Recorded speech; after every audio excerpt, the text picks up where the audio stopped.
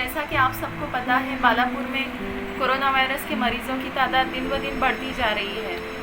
अभी लगातार social media, WhatsApp, Facebook पर कोरोना वायरस से रिलेटेड बहुत सारी इन्फॉर्मेशन आ रही है। उसमें से कुछ गलत है, कुछ सही है, जिसकी वजह से लोगों में एक डर सा पैदा हो गया है कि अगर कोरोना वायरस हो गया मतलब बहुत ही ज़्यादा सीरियस हो गए या फिर मरना तय है कोरोना वायरस से। लेकिन ऐसा बिल्कुल भी नहीं है। इसलिए मेरी ज़िम्मेदारी है कि मैं आप सब तक इस कोरोना वायरस के बारे में सही इन्फॉर्मेशन पहुंचाऊं। अब ये कोरोना वायरस फैलता कैसे है? कोरोना वायरस एक इंसान से दूसरे इंसान को फैलता है।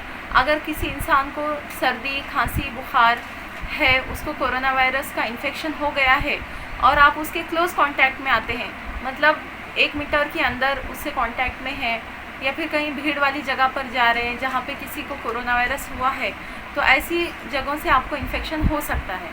और ये कोरोना वायरस सांस के ज़रिए फैलता है। ये नाक के ज़रिए आपके लंग्स में जाता है।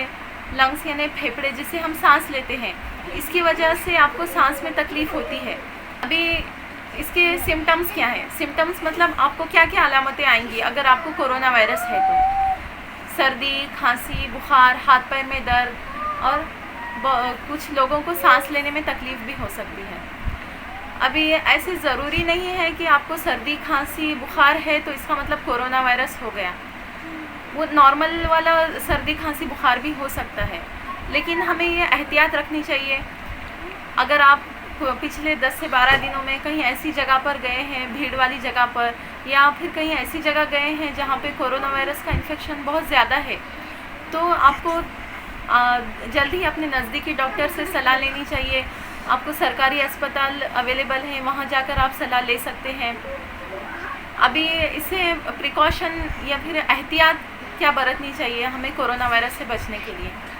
तो सबसे इम्पॉर्टेंट है कि हमें आसपास के लोगों से कम से कम 1 मीटर की दूरी बनाए रखना है, कम से कम 1 मीटर की। और जब हम बाहर जाएं, बाहर भी सिर्फ अगर ज़रूरत है तो तभी अपने घर से बाहर निकले। भीड़ वाली जगह पर न जाएं, जैसे शादी, ब्याह या कोई गैदरिंग है, ऐसी जगह पर नहीं जाना है। और जब आप बाहर से घर पर आए तो सबसे पहले अपने हाथ धोया कीजिए। सैनिटाइज़र से आप अपने हाथ धो सकते हैं, या फिर सैनिटाइज़र नहीं है तो साबुन तो हर जगह अवेलेबल है, वो तो इजीली अवेलेबल है आपको, तो साबुन से अपने हाथ बार धोया कीजिए। अभी लोगों में ये कोरोना वायरस का डर बहुत ज़्यादा बैठ गया है। उनको लग रहा है कि कोरोना वायरस है तो पकड़ कर लेकर जाते हैं हॉस्पिटल में, अलग से जेल में रख देते हैं। ऐसा नहीं है, ये सब आपके लिए हो रहा है।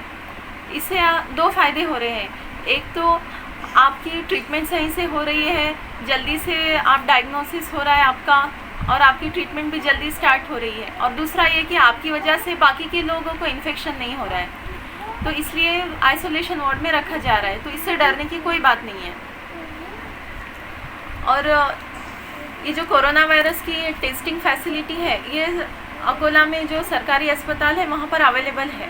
वहाँ पे आपका गले का थ्रोट स्वैब लिया जाता है और उसके ज़रिए कोरोना वायरस की, और बहुत ज़्यादातर केसेस में जो कोरोना वायरस के पेशेंट्स रहते हैं, बहुत सारे पेशेंट रिकवर होकर घर भी जा रहे हैं।